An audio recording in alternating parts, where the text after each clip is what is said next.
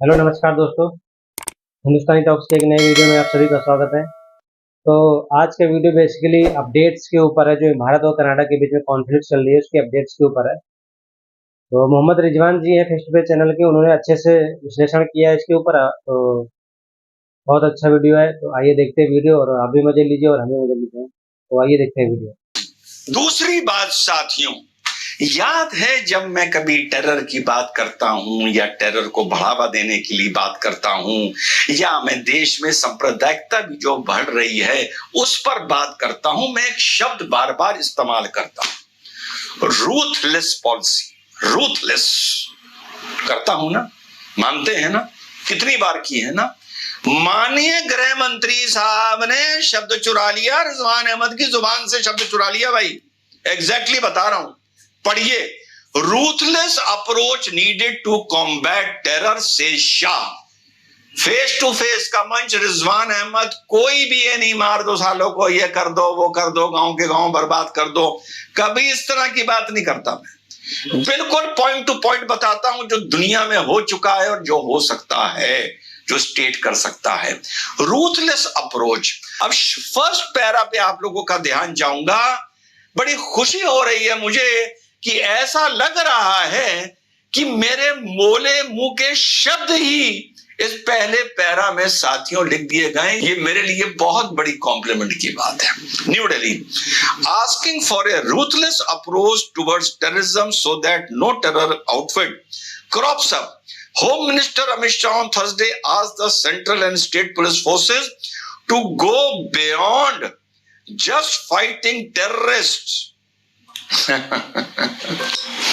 Bansuri, beyond fighting terrorists and terror outfits and focus on dismantling the terror ecosystem that helps them thrive and operate often with impunity. Exact ये बात आपका भाई कितने दिन से ये वर्ड्स बोल रहा है यूज करके कि इनके इकोसिस्टम को खत्म करो, बांसुरी बजाओ जो इनका इकोसिस्टम है, फियर साइकोसिस पैदा करो। जब तुम्हें यकीन हो जाए कि इन लोगों ने, यकीन हो जाए बेगुनाह को नहीं, इन लोगों ने इस टेरर अटैक में या साथ दिया है या टेरर को प्रमोट कर रहे हैं, तो उनकी बांसुरी बजा दो। बांसुरी बजाने का मतलब मैं समझा चुका था। अज्ञात लोगों द्वारा रहस्यमय हालातों में एफआईआर लिखो, विवेचना करो, कह दो कुछ नहीं पता चला। ये करना पड़ेगा, ये फियर साइकोसिस होती है। ना कर पाओ तो थोड़े दिन के लिए मुझे रख लो। दूसरी बात, और मेरे लिए ये आज वाकई बहुत गर्व की बात है कि एक ही दिन में दो घटनाएं हो गई। और तीसरी घटना, अब बात करते हैं कनाडा की। कनाडा के लिए आपके भाई ने 50 बार बोला था, ऑफेंस करो, फॉरेन पॉलिसी में यही डिफेंस है। और शुक्र है कि भारत अब उस पर उतर आया है। 40 इनके काउंसलेट में वर्क करने वाले जो कैनेडियंस थे उनको चिट्ठी पकड़ा दी है कि बहुत ओवर क्राउडिंग है, 40 आदमी और निकलो यहां से, पकड़ा दी है। और 7 दिन का मौका दिया है, चुप बैठने को तैयार नहीं है। और अब कनाडा ही खुद कह रहा है कि हम इंडिया से रिश्ते नहीं बिगाड़ना चाहते, हम अब प्राइवेटली इनसे बात करना चाहते हैं। बहुत ही घटिया फॉरेन पॉलिसी है कनाडा की यार। कोई ये पब्लिक प्लेटफॉर्म पर आके बोलता है कि हम प्राइवेटली इंडिया से बात करना चाहते हैं। अरे बैक चैनल डिस्कशन तो ऑलरेडी चलते हैं यार, ये बोलने की क्या जरूरत है। ये हालत हो गई है। और 2 महीने बाद जिसने से एक मंदिर के साथ अपमानजनक उस पर दीवार पर स्लोगन्स एंड ऑल लिख दिए थे, उसे 2 महीने बाद अब कनाडा ने पकड़ा है।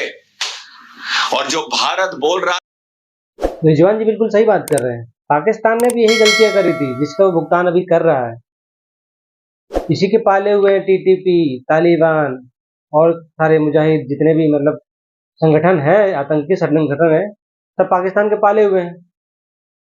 इनके पूर्व पीएम कह के जा चुके हैं कि भाई हाँ ये हमने पैदा किया है।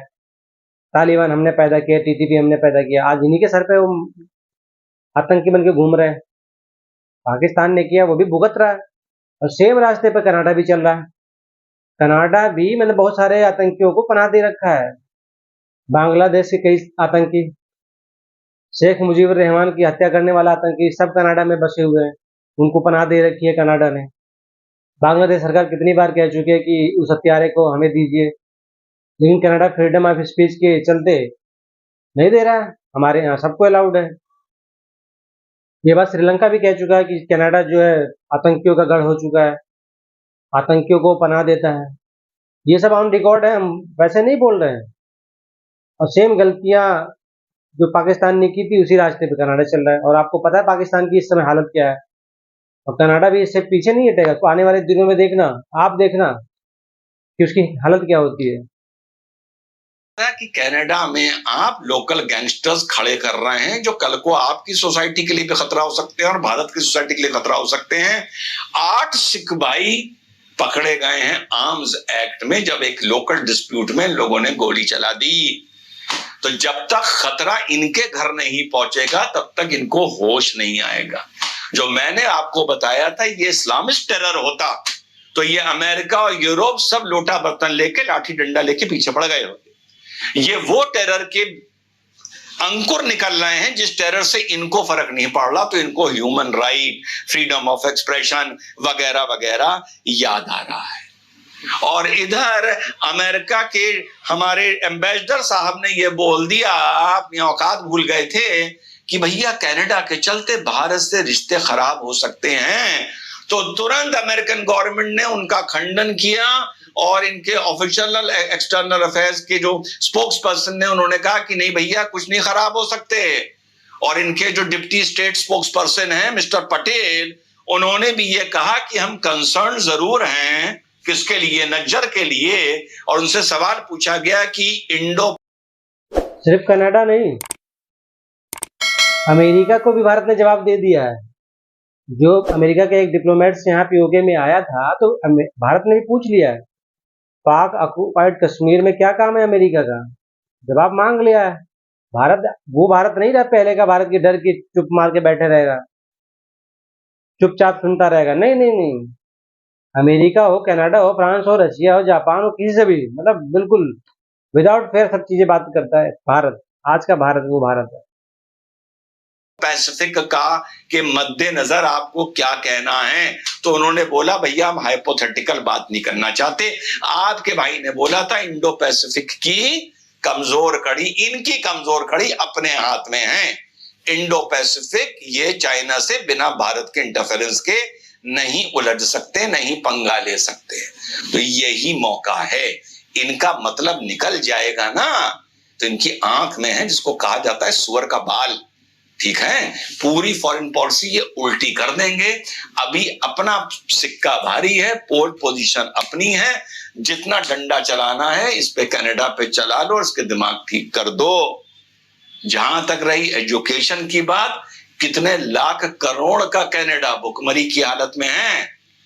40% लोग के पास खाना अवेलेबल नहीं हो रहा है कनाडा में, वो हाल है इस कंट्री का। ये अपनी तुलना भारत से करेगा, भारत की जो इस टाइम पोजीशन है वर्ल्ड जियोपॉलिटिक्स में। तो इनकी यूनिवर्सिटीज अब बोल रही है कि नहीं नहीं नहीं, बच्चों पे इस डिस्प्यूट का कोई असर नहीं पड़ेगा। अगर हमारे बच्चे वहां एडमिशन लेना बंद कर दें तो इनकी इकोनॉमी की ऐसी की तैसी हो जाएगी, इनकी इकोनॉमी हिल जाएगी। रही बात अमेरिका की, फिर से एक आखिरी बात दोहराऊंगा और देखना बड़ी छोटी छोटी बातें अक्सर मैं पुरानी निकाल के लाता हूं कि देखो यार ये बोली थी, ये बोली थी। कोई कहता है यार आप तारीफ कर रहे हैं, यार ये तारीफ नहीं होती, ये कमेंटेटर का कॉन्फिडेंस होता है अपने ऊपर कि यार देखो जो बोला था वो हुआ। कल क्या मैंने बोला था, सितोदिया चक्की पीसेगा। मैंने बोला था ना कमजोर कड़ी है हमारी लॉ में। मेरा काम है आपको लॉ बताना, ये मेरा काम नहीं है कि केजरीवाल की मार ली जाएगी, सिसोदिया की मार ली जाएगी, इनकी मार ली जाएगी, और ये मेरा काम नहीं है। ऐसे और लोग हैं, आप उधर जाके एंटरटेनमेंट ले सकते हैं, मैं आपको नॉलेज दूंगा और तर्क दूंगा। तो भैया वही बात देखो सुप्रीम कोर्ट ने बोल दी, और ये देश के लिए बहुत बड़ा खतरा है। चाहे कोई भी हो, चाहे कल को भाजपा का फंसाना मुश्किल हो जाएगा, मनी ट्रेल नहीं मिलेगी, क्योंकि ग्लोबलाइजेशन, इकोनॉमी का ग्लोबलाइजेशन हो चुका है। और यही बात अमित शाह जी ने बोली। और तीसरा बता दो, ये वो देश हैं जो कंसर्न दिखा रहे हैं। ईरान एक रेगुलर नेशन है, यूनाइटेड नेशन में इनरोल्ड है भाई, कोई रोग स्टेट नहीं है। आप उसके साथ डिप्लोमेसी कर रहे हैं, भारत कर रहा है, रशिया कर रहा है, अमेरिका भी कर रहा है, न्यूक्लियर डील्स हो रही हैं, इजराइल और ईरान और सऊदी में हाथ में लाया जा रहा है, सब हो रहा है ना, यानी रेगुलर नेशन है। उसका चीफ, उसका इंटेलिजेंस चीफ और समझिए ईरान के प्रोटोकॉल में सबसे सीनियर मिलिट्री ऑफिसर, ये तो नज्जर को पे ज्ञान बांट रहे हैं। भाई साहब, ईरान से इराक जाता है, इराक से अमेरिका विड्रॉ कर चुका है जी, और वो भी एक इंडिपेंडेंट सॉवरेन नेशन है। ईरान का डिफेंस हेड इराक जाता है और अमेरिका रैप्टर ड्रोन से इराक बगदाद एयरपोर्ट पे उसको बॉम्ब कर देता है और कहता है मैंने बॉम्ब किया है। और यूनाइटेड नेशन के एक्सपर्ट्स कहते हैं कि ये अमेरिका ने गलत किया, और अमेरिका कहता है तेल बेचो, जाओ किया है। ये साले हमें नज्जर पे ज्ञान देंगे, जो एक कंट्री के मिलिट्री हेड को मार रहे हैं दूसरी कंट्री में। पहली चीज, ईरान का टॉप न्यूक्लियर साइंटिस्ट, क्योंकि ये सब चीजें मुझे सारे पता रहती हैं, क्योंकि घुसा रहता हूं, इंटरनेशनल पॉलिटिक्स में इंटरेस्ट रखता हूं, ठीक। ईरान का टॉप न्यूक्लियर साइंटिस्ट 2-3 साल पहले ईरान में ट्रैवल कर रहा था। इन लोगों ने उसको ट्रैक किया, मोसाद ने उसको ट्रैक किया, और जो आप आजकल सुनते हैं ना एआई, आर्टिफिशियल इंटेलिजेंस, एक रोड पर एक टर्न पर एआई से ऑपरेटेड एक रोबो लगाया, robo with a machine gun, और जिसको कंट्रोल किया ऊपर से ड्रोन ने। और जब उसका मोटरकेड गया तो उस रोबो ने फायरिंग करी और इनके टॉप साइंटिस्ट को मारा, और माना कि हमने मारा है। और ये साले ज्ञान दे रहे हैं कि नज्जर के लिए हमें कुछ सोचना पड़ेगा, कुछ कंसर्न है। अबे भारत को इनके एम्बेसडर से भी बोलना चाहिए था कि तू भी निकल यहां से, बहुत ज्ञान बांट रहा है, तू भी निकल। वो निकालता ना निकालता वो अलग बात है। 1 घंटे 2 घंटे के अंदर खंडन आ गया अमेरिका से और यहीं की एम्बेसी से कि नहीं भैया कोई रिश्ते नहीं बिगड़ेंगे। तो अपना पावर पहचानो। और फिर से एक बात करता हूं, फिर अपनी बात खत्म करूंगा। इसका तोड़ इंटरनेशनल मीडिया से निकलेगा। व्योन और फर्स्ट पोस्ट का कमेंट मत कर देना यार, गुस्सा दिला देते हो। मैं बात करता हूं CNN और BBC के लेवल की, वॉइस ऑफ अमेरिका के लेवल की, वॉइस ऑफ रशिया के लेवल की, है ना। और तुम लोग आ जाते हो फर्स्ट पोस्ट और व्योन मुझे समझाने के लिए, जो न्यूज पढ़ दी जाती है। डिबेट से इसका रास्ता निकलेगा। जब तक इंटरनेशनल मीडिया, तुम आज बना लो, बता रहा हूं यकीन करो, आज बना लो। और जब ऐसी कांड हो ना जहां अमेरिका फुसफुसाए या यूरोप फुसफुसाए, ये हमारे फॉरेन मिनिस्टर साहब ने बड़ी बढ़िया बात बोली थी। क्या बोली थी कि यार ये वेस्ट के साथ एक बड़ी प्रॉब्लम है, इनकी प्रॉब्लम दुनिया की प्रॉब्लम हो जाती है और दुनिया की प्रॉब्लम से इनको कोई मतलब नहीं होता है। और वही बात आपके भाई ने बोली थी कि सिख टेरर को, खालिस्तान इशू को ये इसीलिए हवा दे रहा है क्योंकि ये इनकी प्रॉब्लम नहीं है। जिस दिन ये इनकी प्रॉब्लम हो गई उस दिन देखो ठोक पीट के 2 घंटे में ठीक कर देंगे सबको, ये जितने ये पीले झंडे लिए घूम रहा है। तो भैया इस पे जब तक इंटरनेशनल मीडिया में नहीं उतरोगे मैदान। तो ये था वीडियो। आपने देखा कि मतलब मोहम्मद रिजवान जी ने कितना अच्छा विश्लेषण किया है कनाडा और भारत के बीच चल रहे कॉन्फ्लिक्ट को लेकर। आई होप ये वीडियो आपको अच्छा लगा होगा और आपने एंजॉय किया होगा। अगर आप वीडियो अच्छा लगा तो वीडियो को लाइक करें, सब्सक्राइब करें और दोस्तों तक फैलाएं, क्योंकि ऐसे वीडियो, ऐसे कंटेंट मैं लाता रहता हूँ और आपके मनोरंजन, अपना मनोरंजन करता रहता हूँ। दीजिए हमें इजाज़त।